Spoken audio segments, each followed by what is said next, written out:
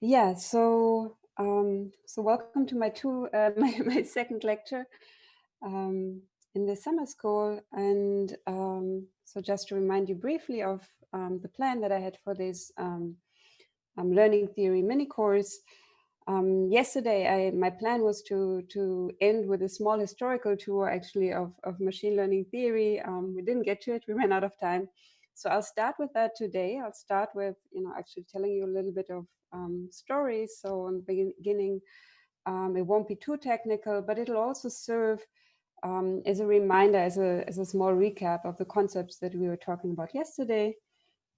And then today, I still I'll stay in the very basic regime. I'll talk about some basic concepts and technique in statistical learning theory. In particular, I'll tell you about VC theory and no free lunch results. So I'll tell you about or give you an idea about how to prove lower bounds in statistical learning as well. But yeah, as I mentioned, I want to start with taking you a little bit on a history tour here.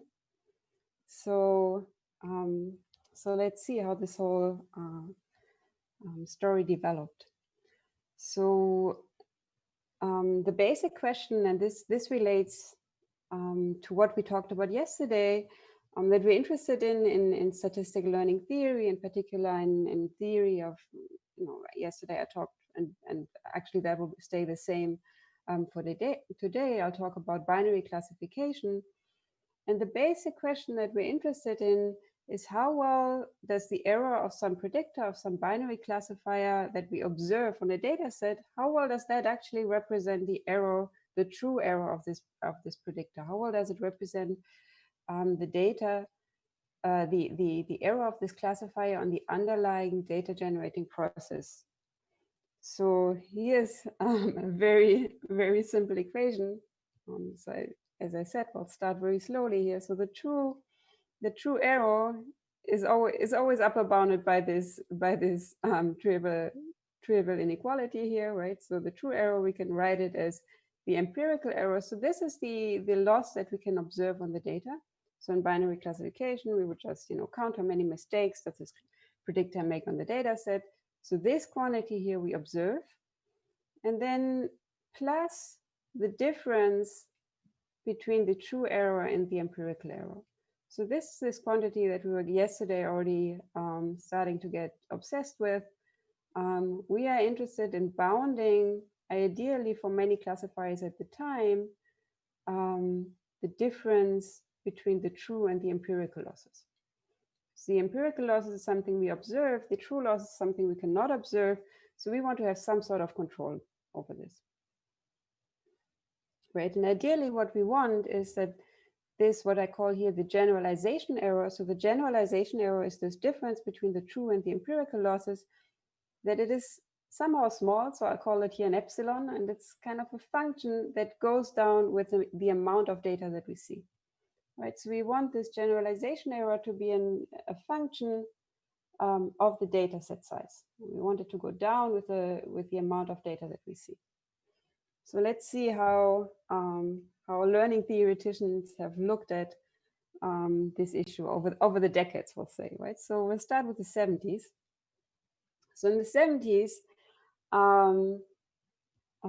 there was Vladimir Vapnik and I think Alexei Chervonenkis, so two Russian statisticians that came up with this basic theory that we're essentially still teaching today, that really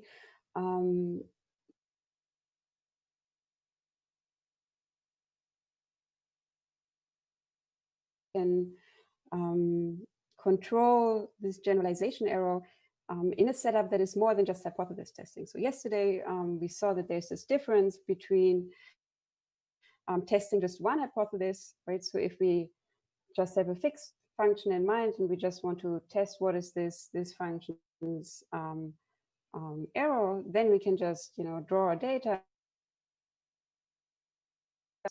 But we also saw that if the function can depend on data, then the empirical and true losses can be arbitrarily far for.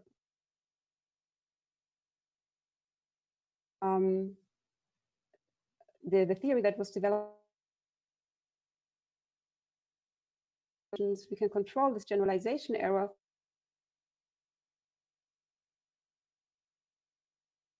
of binary classifiers has Menke. So we get this bound here, the empirical minus the true. And this is true for all functions in the class simultaneously. So we have uniform convergence. As we see more and more data points, we have uniform convergence over all functions in the class.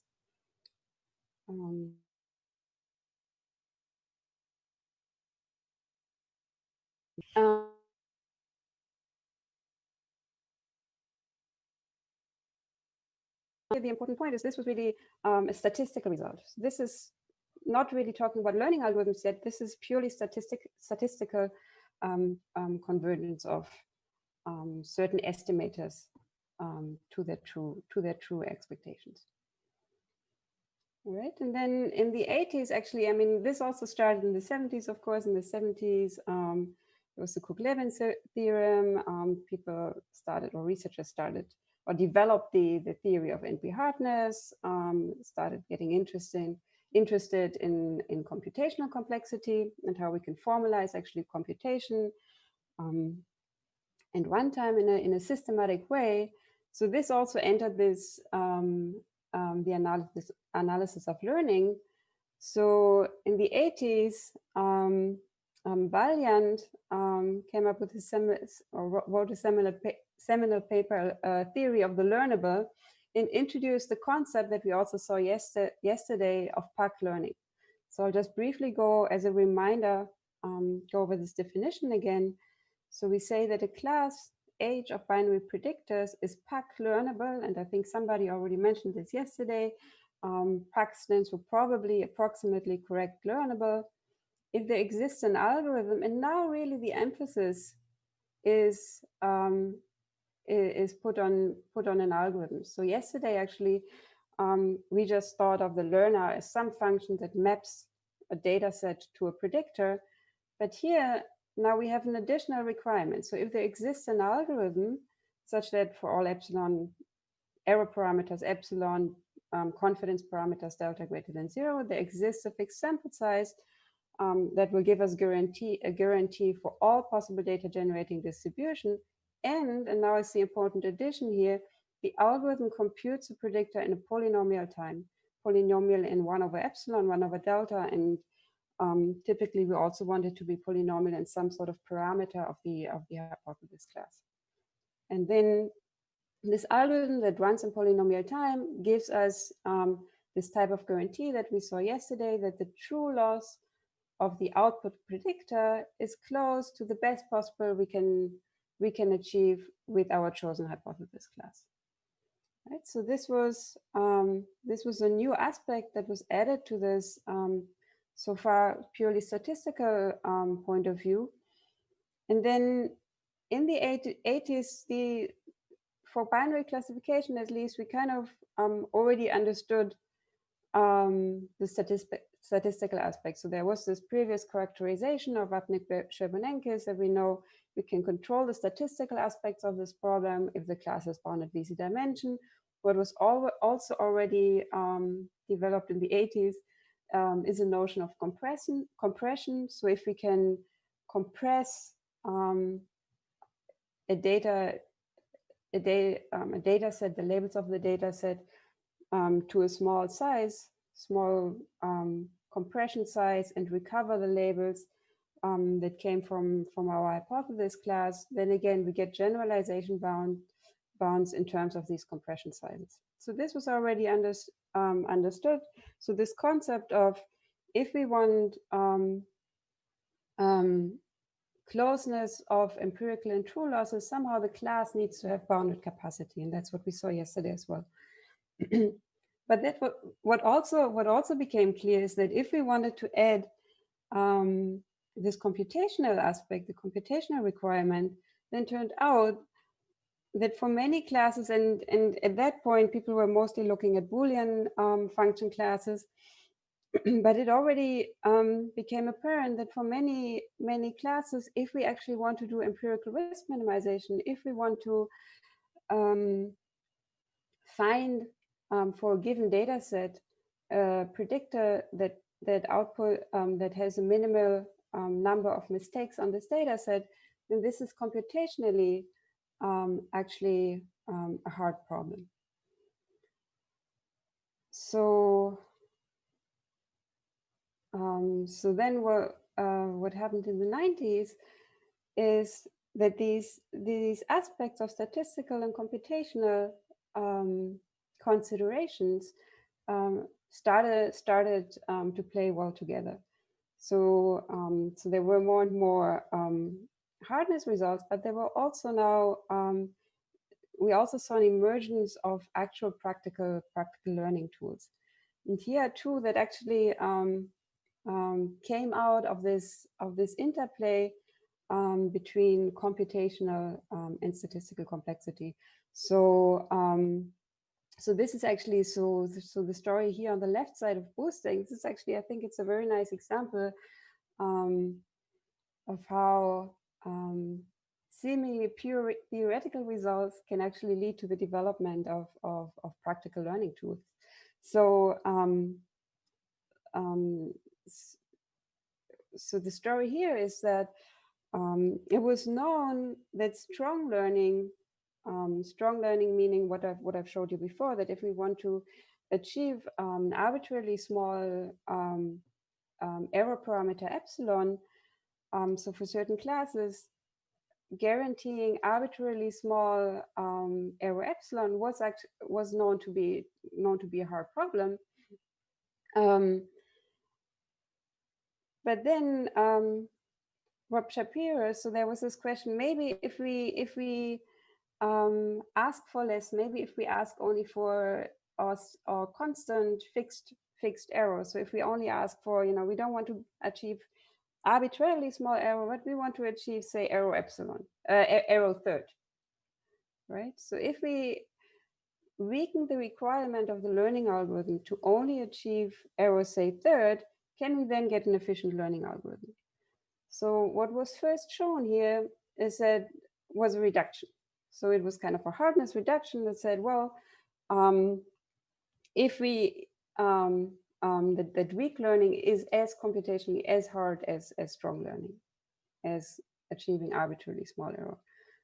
But then this reduction, this hardness reduction, was actually turned on its head and turned into what we know as boosting. That is to say, well, let's just assume we have a weak learner. Maybe we don't, but let's just assume we have a weak learner. So we can turn this reduction into a tool that will actually allow us to do strong learning. And this is what we know as boosting. So we have a sequence of learning steps where we just shoot for a constant size error on a re-weighted data set, and then combine these weak learners in a majority vote to actually have small error over the actual prediction. So this was one example where theoretical considerations turned into what was then actually, and it still is actually a pretty successful learning tool. The other story that also started in the 90s, so it's the same researcher Vladimir Batnik that was played a crucial role here in the development of support vector machines. So his story is somewhat similar, that we knew that for linear half spaces, we can train them efficiently if the data is separable with a large margin. I think you actually you saw statement like that in Zach talks now just at the end. So if data is separable with a large margin, then we can computationally efficiently find an empirical risk minimizer. But often data is not linearly separable with a large margin. So here was what was developed is the theory of kernels, so of similarity. So we can use it, somehow distorts the space by using a kernel function, and this allows us to map our original data space into a higher dimension, potentially infinitely dimensional feature space, where now the data becomes linearly separable with a margin, and that allows for efficient large margin separation. So this is development of kernelized support vector machines, and the initial researchers that are important to have in mind here is Vladimir Vacnik and Corina Cortez and Bernard Schulkopf, Alex Moller.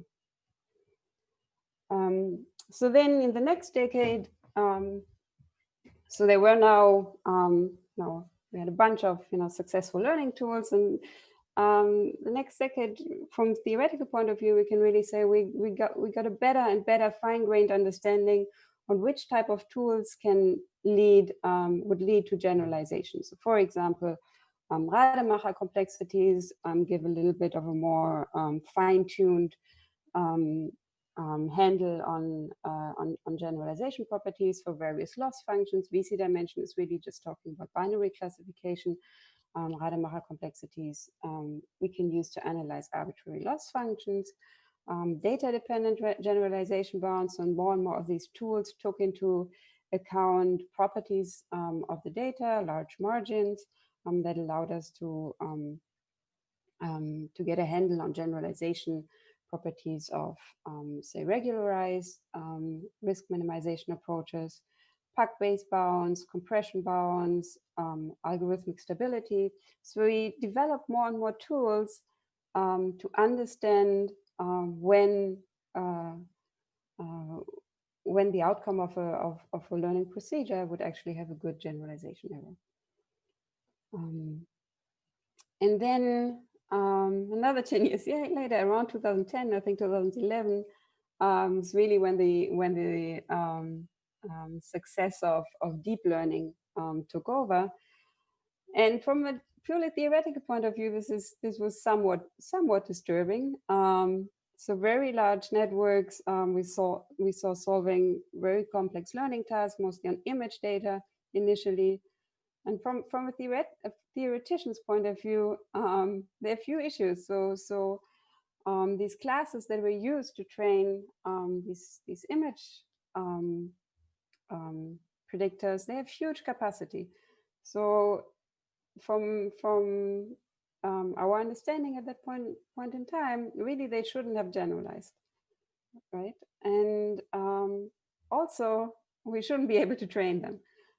So loss minimization is computationally hard for neural networks, and these optimization problems that we encounter in large neural networks, they're very much non-convex, and it's unclear why the algorithms that we use, why would they actually find a minimum first, and why would this minimum that it finds, why would it output a predictor that has good generalization properties? So there was really quite a few mysteries, but there was still some of this belief that there must be some inherent property, either of the learning method or of the type of predictors that we use, that will lead to generalization.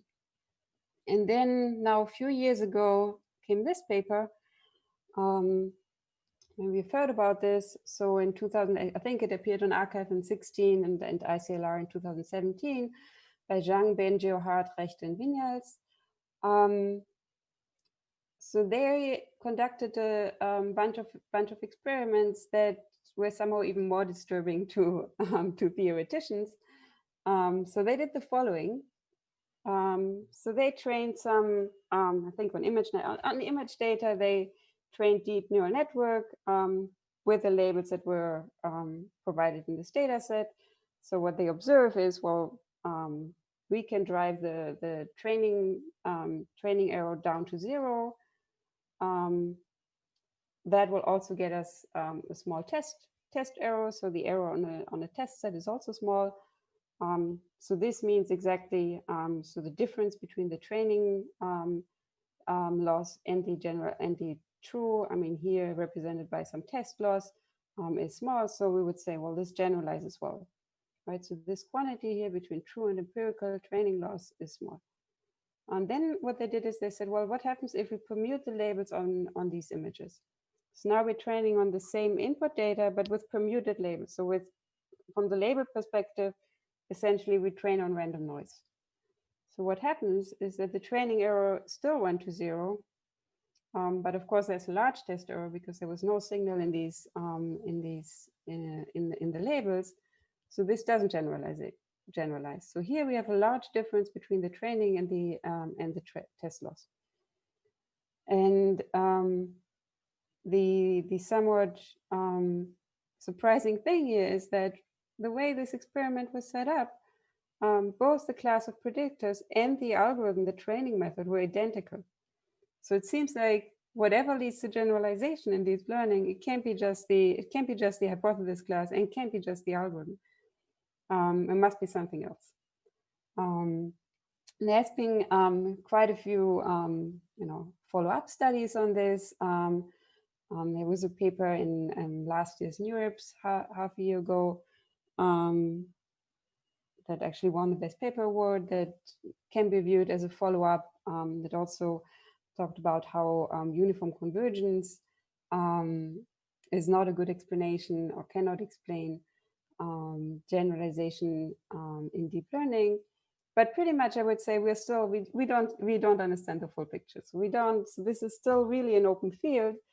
And I think it's still, lots of really exciting research problems and mysteries to be understood by the theoreticians.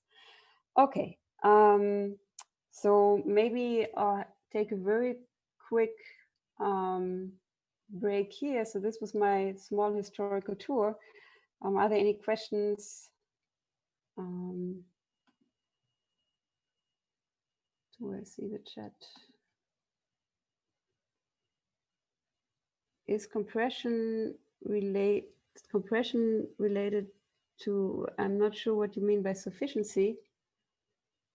So compression size, it's a tool that can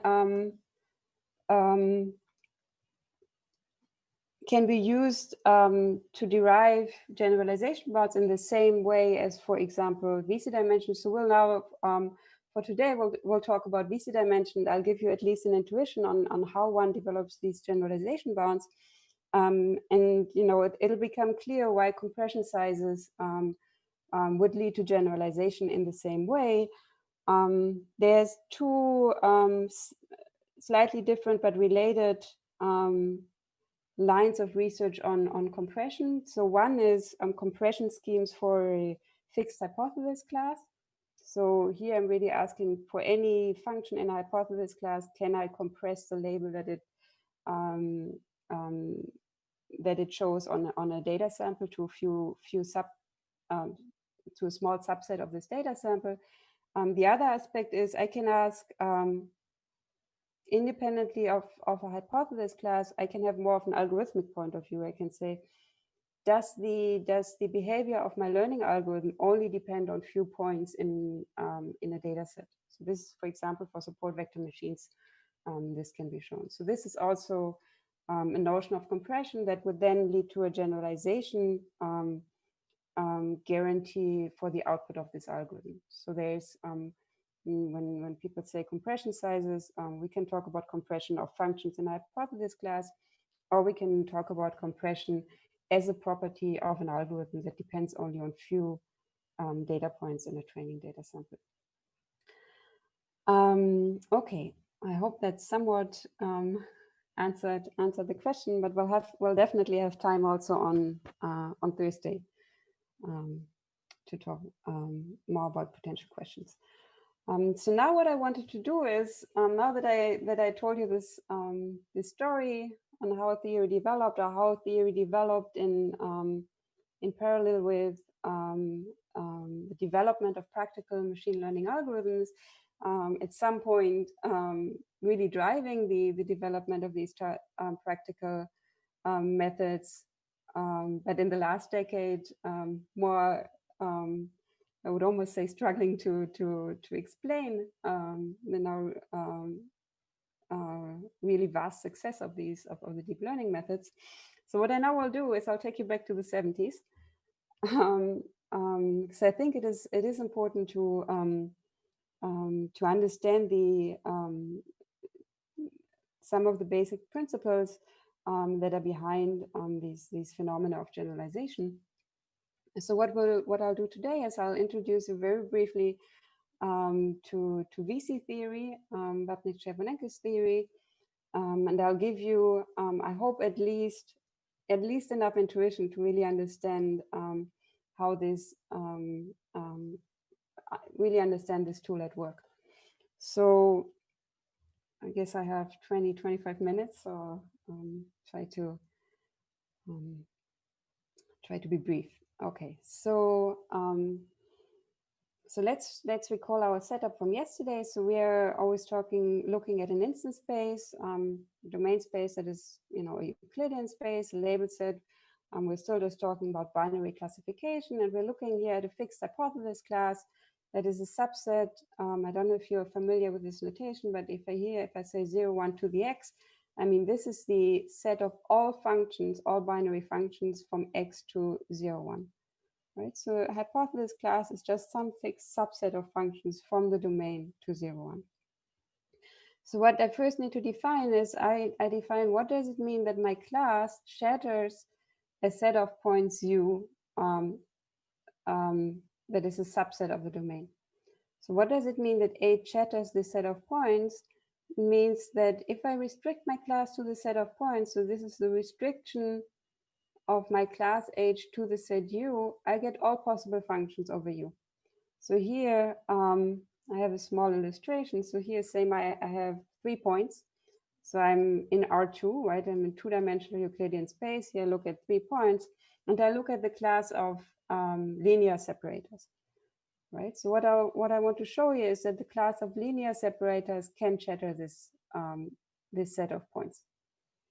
So what do I need to show? I need to show that all possible binary behaviors, all possible binary functions can be realized by a linear separator. So for example, my 2 classes here now are red and blue.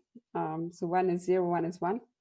So if they all should have the same label, right, all points are red, I can just have a linear separator that passes somewhere far away from these points.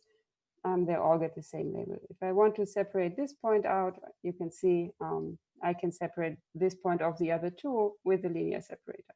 Same for each of the other points, right? And the same if I want to separate 2 points off, again, I can make 2 points blue and 1 point red. And of course, I can also have them all blue, right? So if we here flip through this again, you get the idea. So shattering means that with my fixed class, here my class of linear, in 2 dimensions, just a line, linear separators, I can get all possible labels over these 3 points, right? So the class of linear separators shatters this set of 3 points.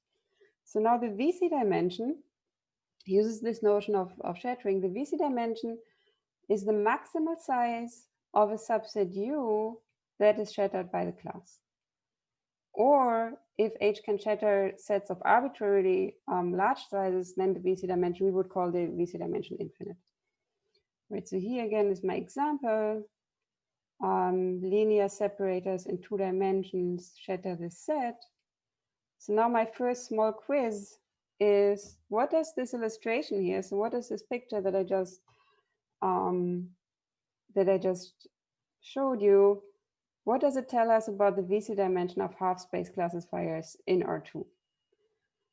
So I think now there should be the Slido quiz 1. So the answers, so my question is, this illustration here that I can shatter these points, what does it tell me about the VC dimension? And I think the answers were A, the VC dimension is at least 3, the VC dimension is at most 3, or does it show me already that the VC dimension is exactly 3? So, so I don't know what are the Somebody needs to tell me the result of the poll.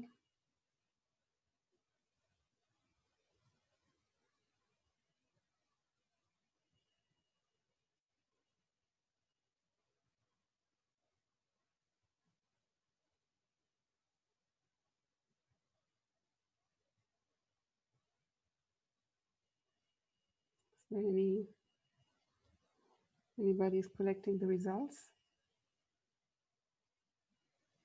Here's something on the chat.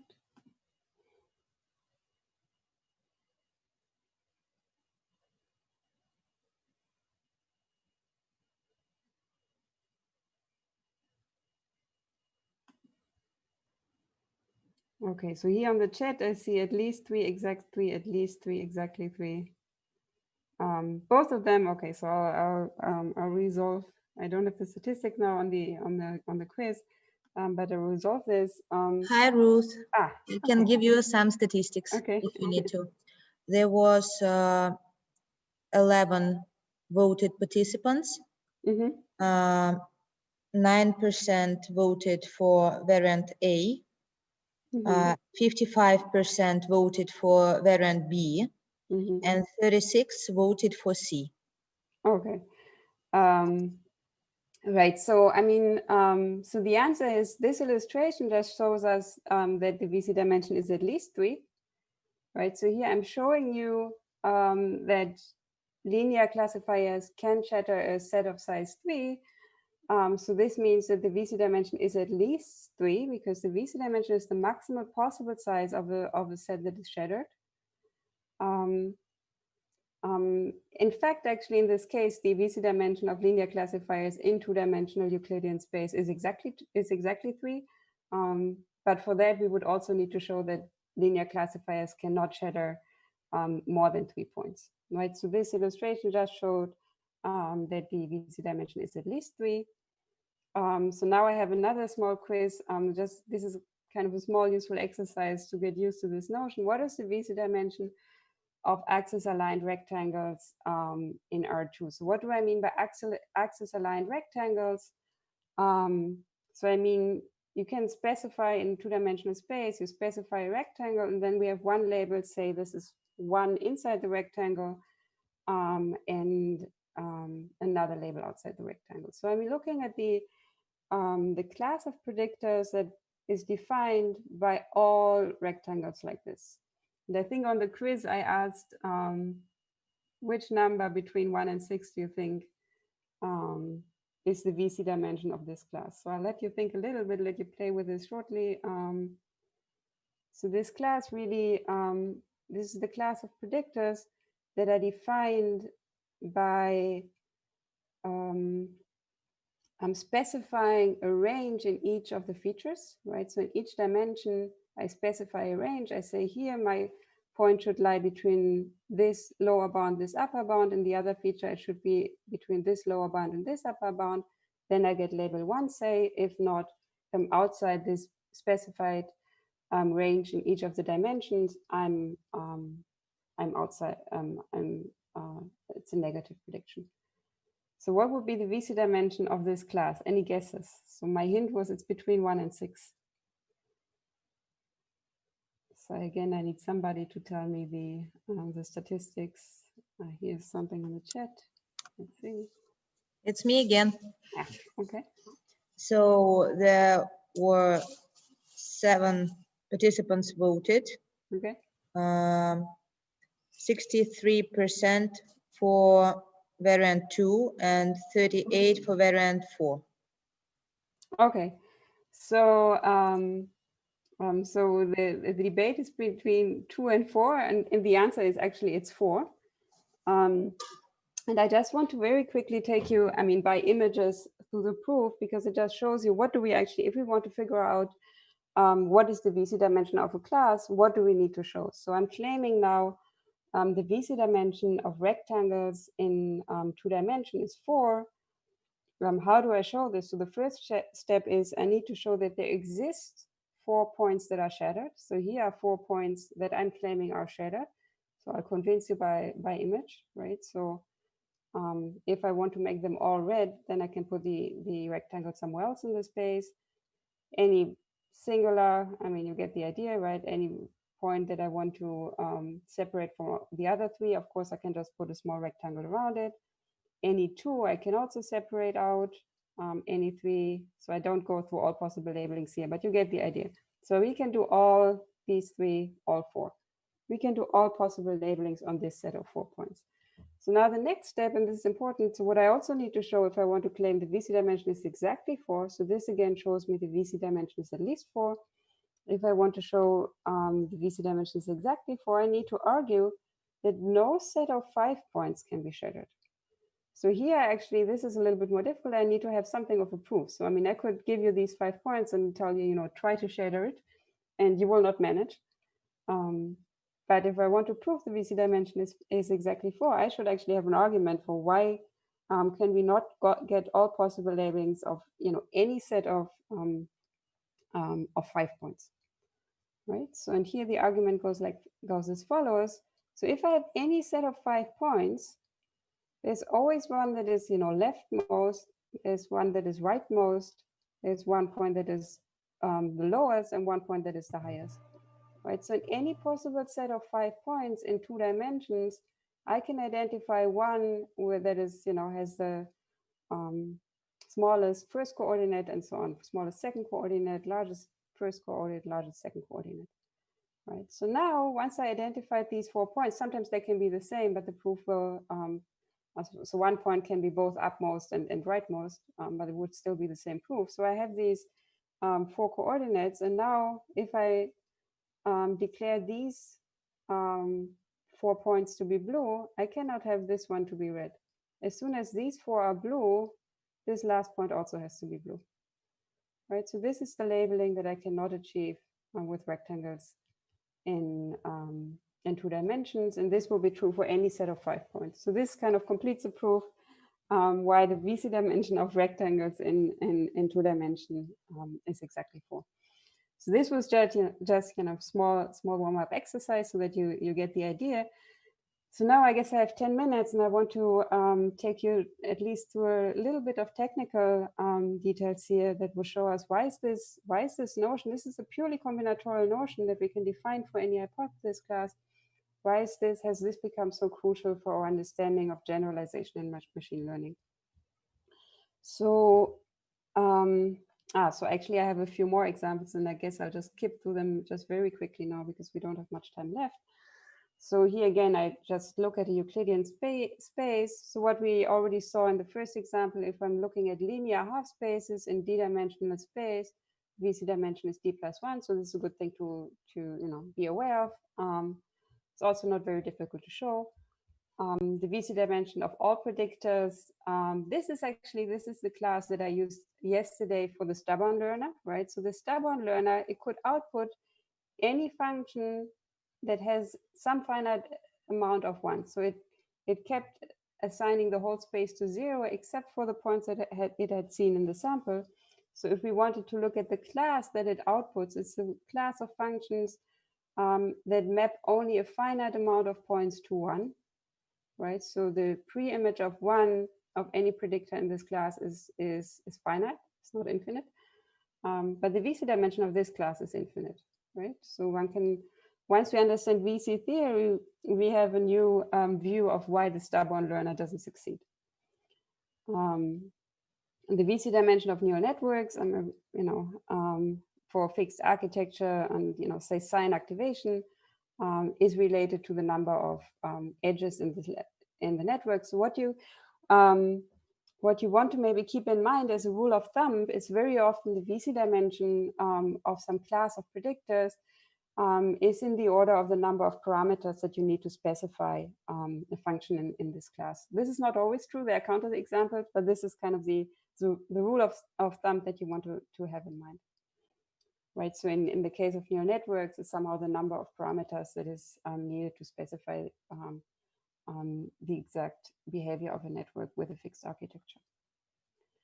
Okay, so now the crucial property that actually gives us generalization is what's called the Sauer's lemma.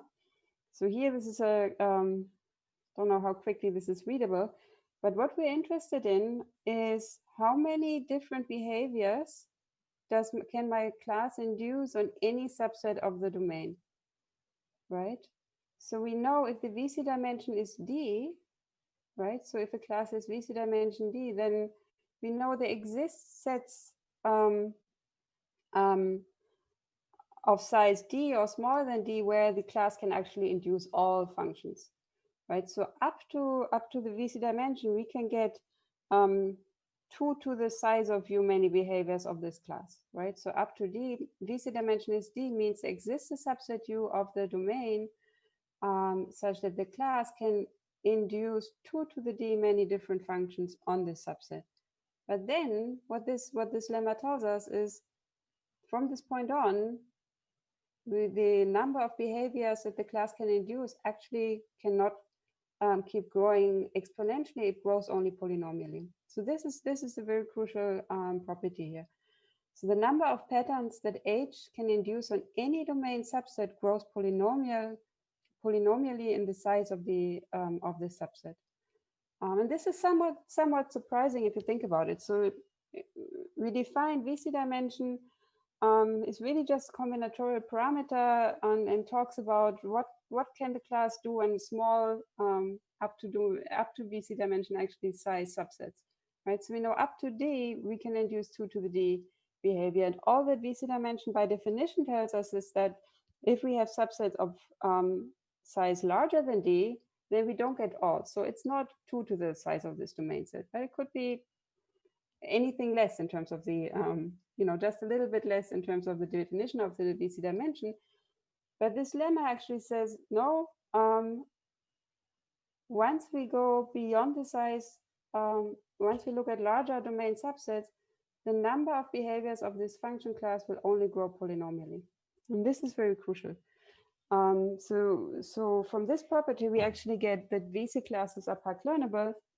So this is a very similar statement to the statement I showed you yesterday for finite classes. So if we look at X as some domain, H is just some subspace of functions of finite VC dimension, P can be any distribution. Then with probability delta is a confidence parameter with probability at least 1 minus delta. That's what we saw yesterday. We have that the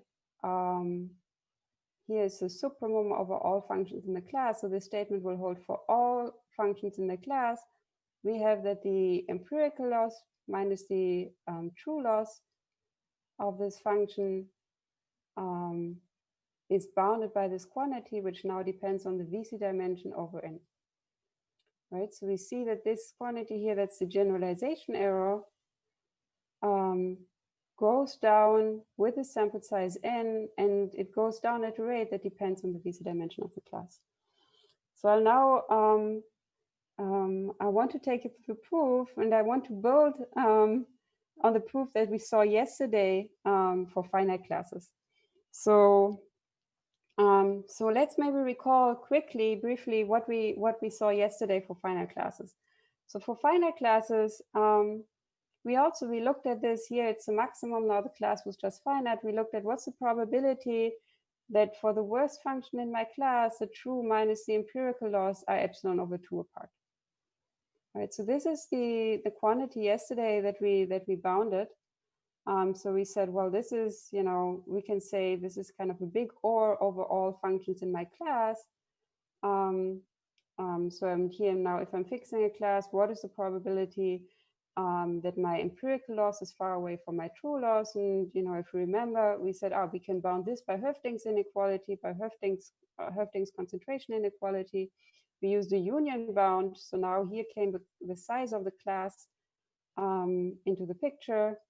Höfting's inequality tells us, well, it's different. It goes down exponentially with the sample size. And we got this, so solving here, setting this to delta, we got this bound on the generalization error that involved the size of the class. So this was for finite classes. So of course, we want to be able to derive such generalization guarantees, not just for finite classes, but for arbitrary, also for infinite classes. So if you think of half spaces, this is an infinite class, but it has finite VC dimension.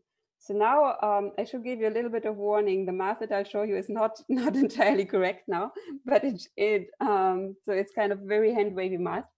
But it'll give you the essence of why bounded VC dimension leads to very similar generalization properties as what we saw here for finite classes, right? So now for VC classes, so this is the sketchy math that I'm doing here. So again, we want to bound the probability that over my function class, the difference between my true and empirical losses is larger than epsilon. So what I'm doing here, so here I cannot, I will not be able to do a union bound here because the size of my class is now potentially infinite, right? So what I'll do instead is I introduce what is called a ghost sample.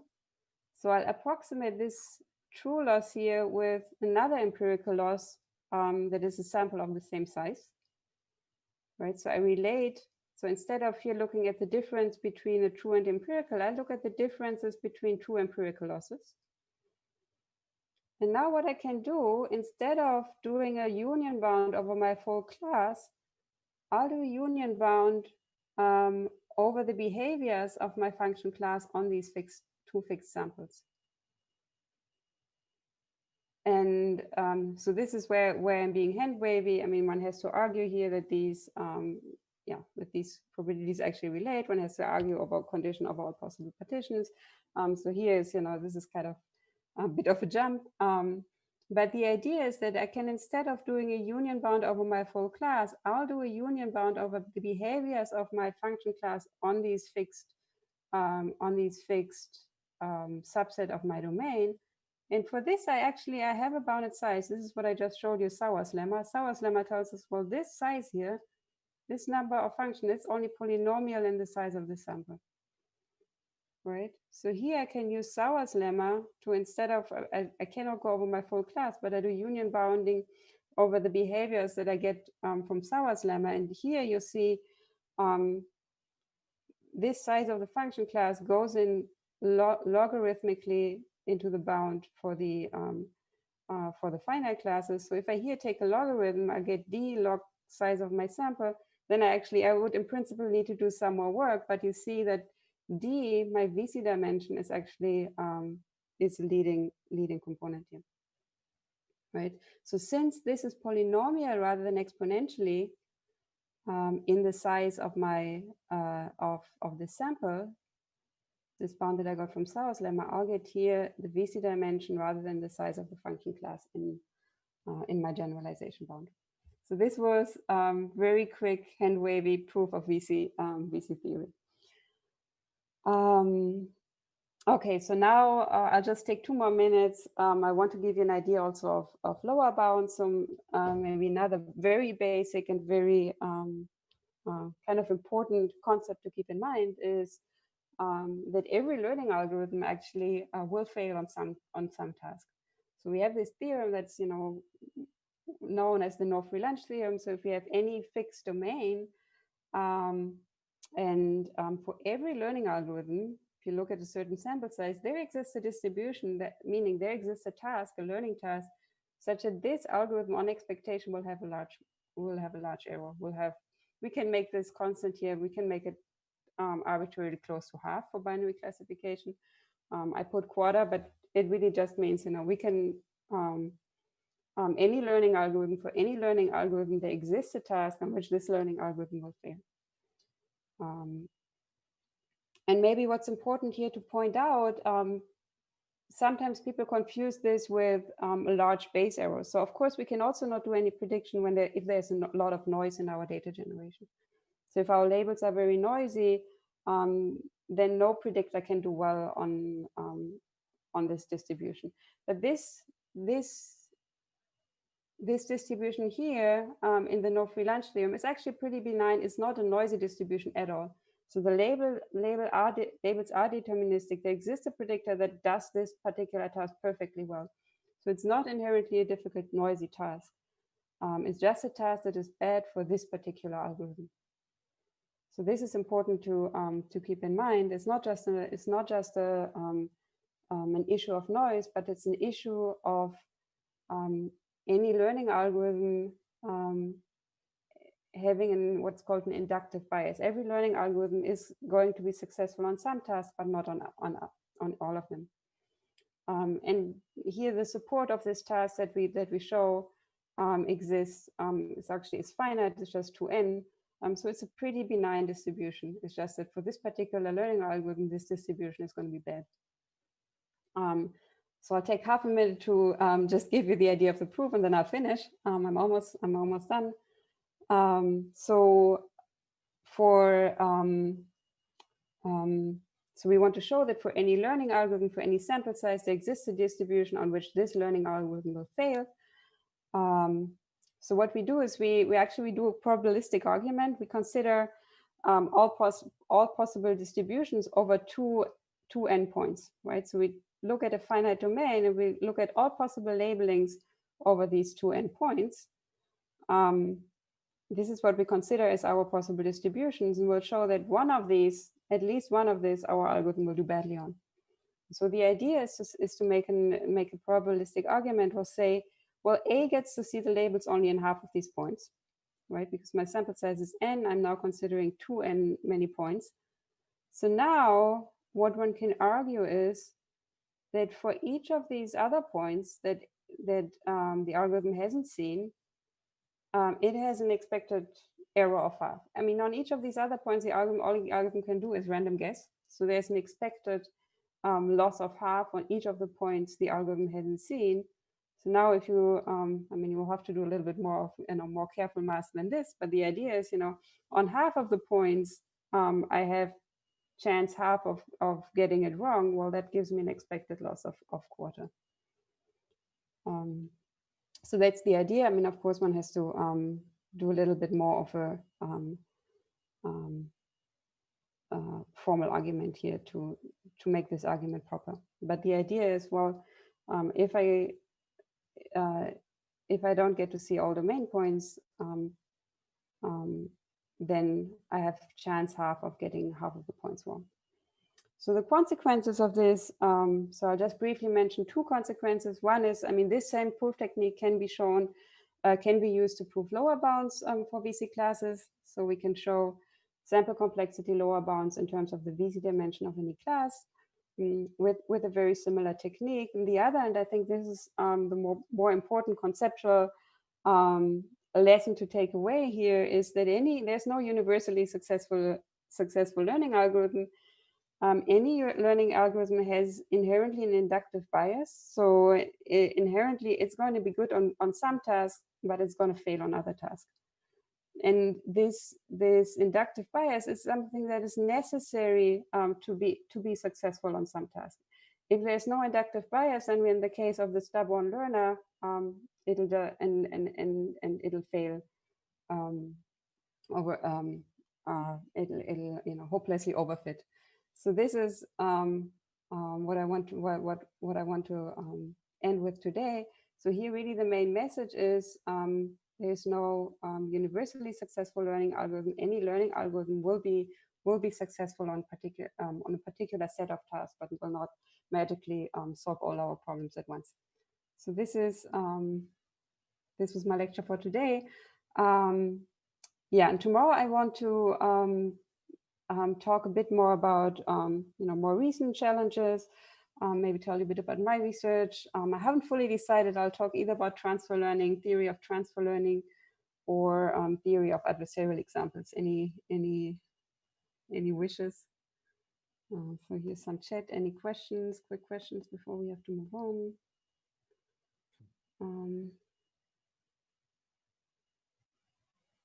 So here's one question in the VC about the VC dimension about straight line classifier. What about the points being exactly on one line and right and red, blue, red? Right. So this is a very good point. So I had to chase through this very quickly, right? So what this shows, if I have 3 points that are sitting on one line and the label flips, right, red, blue, red, then of course my class cannot shatter these 3 points. But the VC dimension, the definition, you'll get the slides and you can look at the VC dimension definition carefully again. It just says they have to exist a set of 3 points that is shattered. It doesn't say all set of 3 points is shattered. So if I'm claiming the VC dimension is 3, then what it states is there exists a set of points of size 3. There exist 3 points that are shattered, and all points of all 4 points, all sets of 4 points are not shattered. It doesn't say all points of all sets of 3 points are shattered, right? It only says there exists a set of points of 3 points that is shattered, and all sets of 4 points are not shattered. So that's a good question. So now it's in there for tomorrow.